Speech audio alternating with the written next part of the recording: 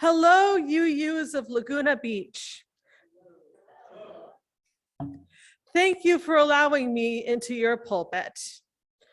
The following sermon are some excerpts from my two books, Dead on the Verge of Blooming and Sanctuary. I hope you find them meaningful. This is totally off the record, but I also would like to note that I was born UU, so just so you know that.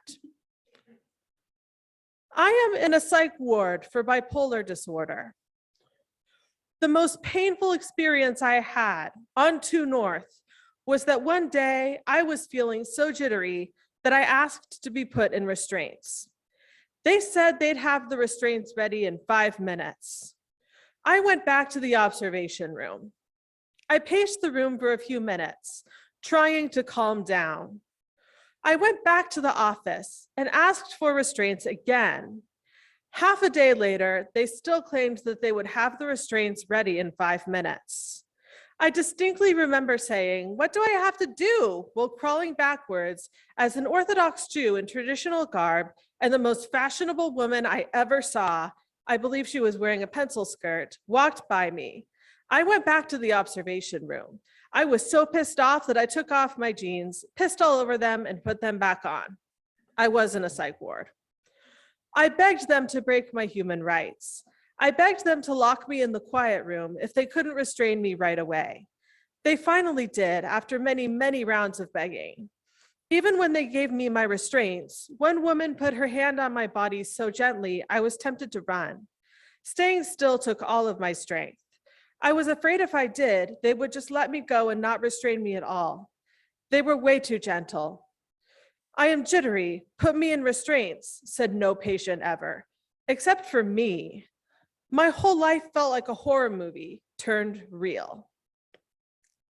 Sometime during this experience of feeling jittery and begging for restraints, I realized that humanity has run out of time. I realized that we need to act right now to stop the pillage of our planet. I realized that we need to act decently towards each other as a species right now, and that we need to stop putting these sorts of issues on the back burner. I realized that if we didn't act right away, it would be too late. I also realized that God was really, really devastated at how we were treating the planet and one another, and that if we kept our current course, it might be a happy day for us when God comes back, but it's not going to be a happy day for God. Many people with bipolar are more into God than average. My friend Jasper, for example, found the God that he currently follows during a psychotic episode. My Aunt Robin found Jesus during a manic episode. My family never told me what I had to believe, unlike most people around the world. I was also raised UU. Most people cannot comprehend being raised this way. Most people are told early on what to believe by their families, and most people stay with this course their entire lives. But my family never told me what I had to believe, so that made me different from the beginning. It also made me far more open to faith than many people because I never had any bad experiences with religion. One time, my friend Blake said that when he was young, he thought he was figuring out the will of God for his life, but then he realized it was really his own will. I was initially pissed off upon hearing this because I believe in a God that exists independent of my human ego. I don't believe it's all about me or what I want. I thought my friend's viewpoint was a really self-centered point of view to take, not to mention filled with a lot of arrogance. But then I remembered something. One Unitarian Universalist minister I know of, Reverend Summer, has recently been appearing on podcasts with her son Devin and her mother. This podcast is called The Bayat Beat. When I was listening, Reverend Summer and her family mentioned how some religions think that God is within you. So when I think of what Blake said that way, a lot of it seems a lot less conceited. Another thing to consider is the notion that God might not be perfect. The Bayat Beat brings this up too. They say that in the days of ancient Greece, people knew the gods weren't perfect. The gods cheated on their wives with mortals. The gods got into fights. They could have used some mindfulness meditation themselves, just like when we were doing our, breathing thing, But that sounds like us. And that notion probably needs to make a comeback. I assume God is good. I don't mean in the sense of perfectly good, but in the sense of basically means well. However, I don't believe that God is all powerful. I don't believe that God can and or wants to control the actions of human beings, even when they lead to great devastation. There are some things we have to do ourselves because we have been given the gift of free will. We can make choices, so we need to make the right choices. In 2020, I had a rather interesting conversation with my friend Brianna. I met her at the UU Church of Fullerton. She is around my age and married. She has no kids. She is a witch. She also loves to draw and is very good at it.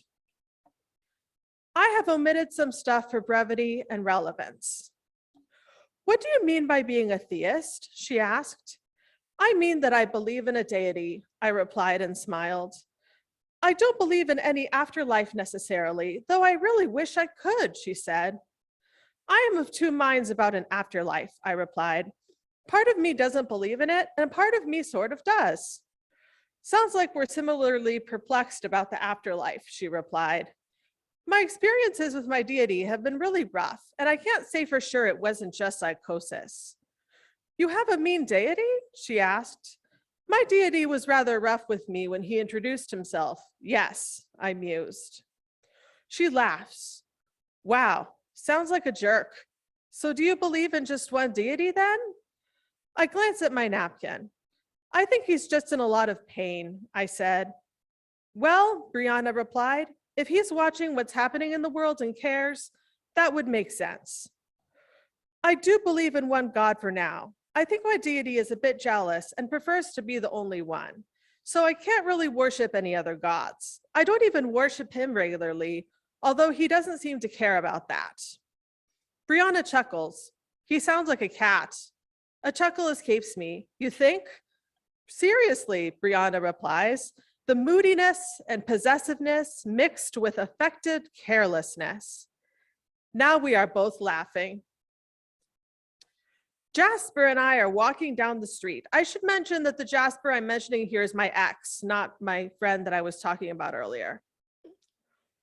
We have just crossed the road at Fairhaven and Tustin Avenue, where all the graveyards are.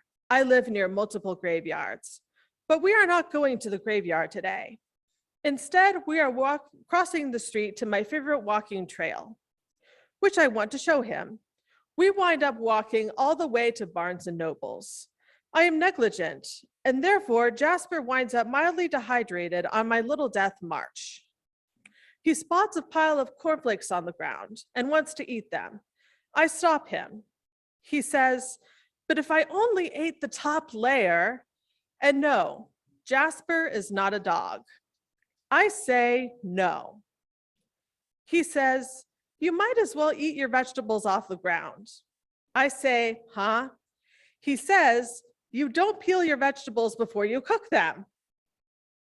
Which is true, but I pull him along. We are at the street corner. What do you think of Pascal's wager? He asks me. What's that? The notion that if there are no consequences to believing in God, why not believe?